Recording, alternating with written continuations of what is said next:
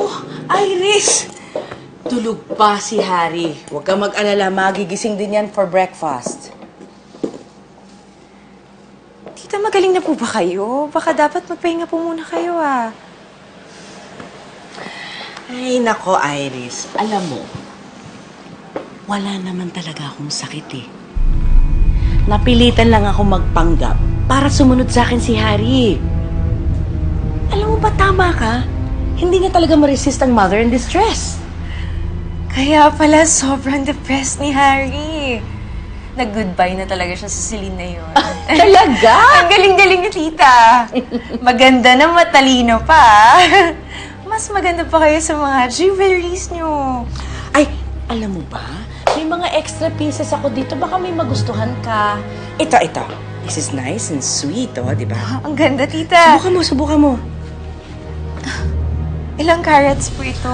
Mga 0.8. Almost 1 siguro yan. Ang ganda, tita. Give me that!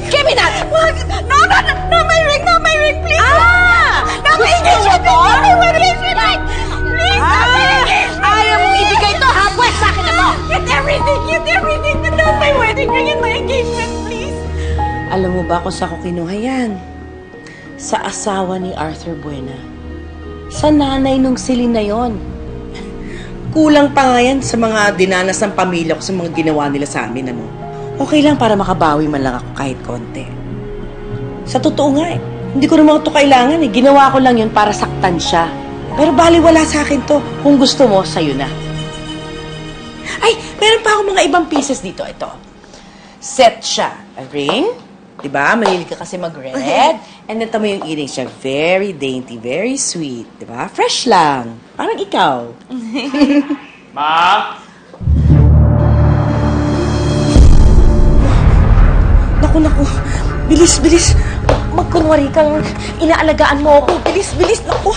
Natin to. Pakainin mo ako. Bilis. Naku. Ma? Sorry late ako nagising. Di tayo painom ng gamot. Hindi, okay lang anak. Si Iris na magpapainom sa akin. Ako na bahala kay mami mo. Kailangan mo rin magpahinga. Iris, salamat Pero nakakahiya. Don't worry, I'll take it from here. Oh, Ma. Bakit ka nakahikaw?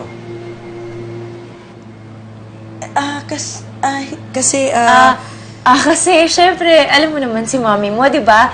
Kahit may sakit, gusto niya pretty pa rin siya. Oo, di ba? Dito na lang matatanggal yung depression ko, di ba? Anything to remove stress.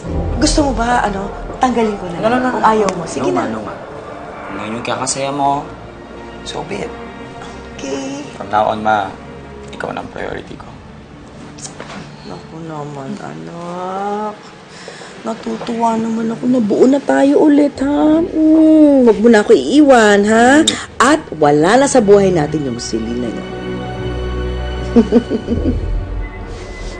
Sige na, kain ka na.